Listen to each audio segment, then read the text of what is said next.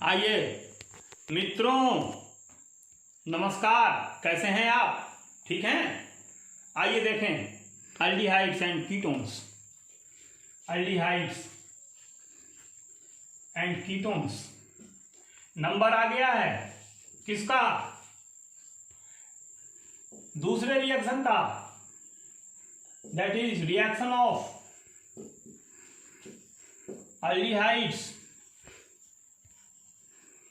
Only. वो reaction जो केवल एल्डिहाइड्स देते हैं, इस रिएक्शन को कीटोन नहीं देते।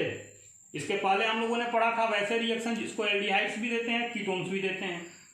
उसमें हम लोगों ने पढ़ा था कार्बोनाइल ग्रुप केवल देते हैं, फिर केवल एल्किल ग्रुप देते हैं, फिर एल्किल और कार्बोनाइल दोनों देते हैं। तो उसमें 3 प्रकार के रिएक्शन हम लोगों ने पढ़े थे। अब हम लोगों को पढ़ना है कि जो रिएक्शन केवल एल्डिहाइड्स देते हैं, इसमें हम लोग पहला रिएक्शन पढ़ेंगे। इसको हम लोग बोलेंगे पॉलीमराइजेशन। पॉलीमराइजेशन को हमने बताया था, क्या बताया था कि मोनोमर जो है, मोनोमर वो पॉलीमर देता है, ये बताया था। मोनोमर पॉलीमर देता है, रिएक्शन रिवर्सिबल होती है, दूसरी बात बताई थी। और तीसरी बात, पॉलीमर मोनोमर का सरल गुणक होता है।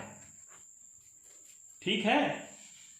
यदि मोनोमर n है तो पॉलीमर n हो जाएगा, सरल गुणक होता है। सारी बातें दिख रही है ना? पहले तो मोनोमर पॉलीमर देता है, दूसरी बात रिवर्सिबल रिएक्शन है, तीसरी बात ये मोनोमर पॉलीमर मोनोमर का सरल गुणक होता है, तीसरी बात इसमें नए कार्बन कार्बन और कार्बन नाइट्रोजन बंधन का निर्माण नहीं होता है, ये चौथी। तो आइए देखें ना।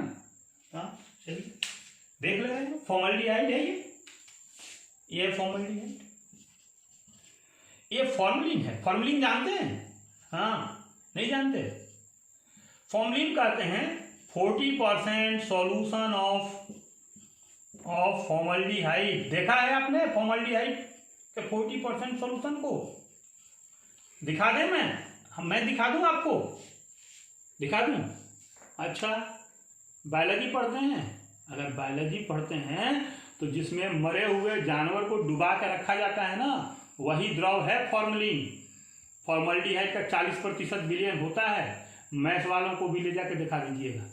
तो देख रहे हैं कि इसी फॉर्मलिन का वेपराइजेशन होता है, वेपराइजेशन होता है। और साहब, ये फॉर्मल्डिहाइड पैराफॉर्मल्डिहाइड कहलाता है। फॉर्मल्डिहाइड के n मॉलिक्यूल आपस में जुड़कर पैराफॉर्मल्डिहाइड बनाते हैं। ठीक है? और फिर इनको H2SO4 के साथ, कंसंट्रेट के साथ हीट कर दिया जाता है, फिर से यही बन जाता है फॉर्मल्डिहाइड। ये रिएक्शन है पॉलीमराइजेशन का। ये दूसरा रिएक्शन देखें, यही फॉर्मल्डिहाइड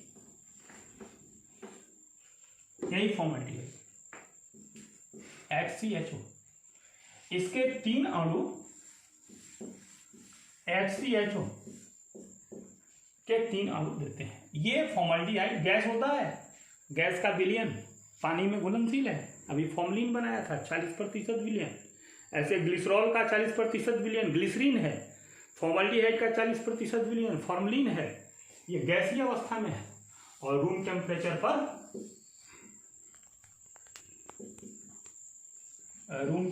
पर ये मेटाफॉर्मल्डिहाइड देता है।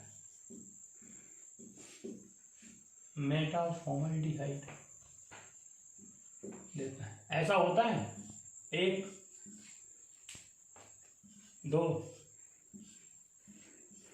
3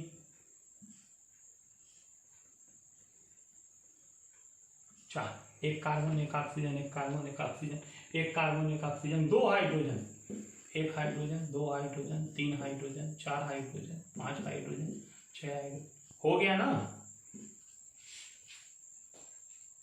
ऐसे है ये H2SO4 के साथ ये भी बैक हो जाता है, जैसे ये हुआ था वैसे ये भी हो जाएगा। ठीक है, तो ये भी रिवर्सिबल होगा। मेटाफॉर्मल्डिहाइड का स्ट्रक्चर भी आता है, पेपर में पूछा जाता है। इसी तरह एसिटल्डिहाइड होता है ना, CH3CHO, एसिटल्डिहाइड। ये एसिटल्डिहाइड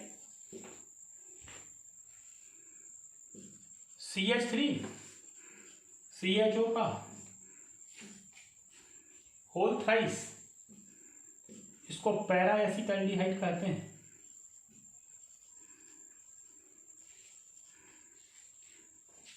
इसको पैरा एसिटल्डिहाइड कहते हैं।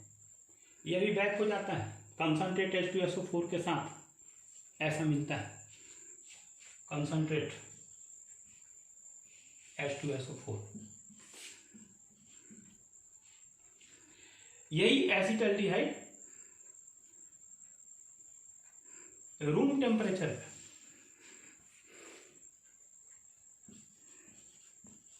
HCl गैस के साथ, तो HCl गैस के साथ CH3CHO और 4, लेकिन दोनों H2SO4 के उपस्थिति में बैक हो जाते हैं हीट करने पर। तो ये H2SO4 के उपस्थिति में ये बनता है, ये HCl के उपस्थिति में बनता है। इसमें टेम्परेचर होता है, इसमें टेम्परेचर कम होता है, 0 डिग्री सेल्सियस, 1 डिग्री सेल्सियस। और इस दोनों के सूत्र यदि लिखे जाए, दोनों H2SO4 के उपस्थिति में हीट करने पर बैक हो जाते हैं। लेकिन इनके यदि सूत्र लिखे जाए तो ऐसे लिख सकते हैं जैसे इसका लिखे हैं, 1 2 3, हो गया 3 ऑक्सीजन। अब एक कार्बन से एक H एक CH3, बस यही तो जुड़ेगा, एक H एक CH3, एक H एक CH3, एक H एक CH3। अगर ये वाला है 4 है तो फिर ऐसा होगा,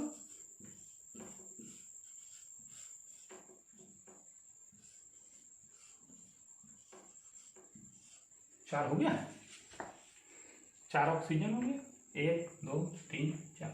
अब इसमें वही होगा HCH3, ये HCH3, HCH3, HCH3, HCH3। ये पॉलीमराइजेशन है किसका? एल्डिहाइड कीटोन का।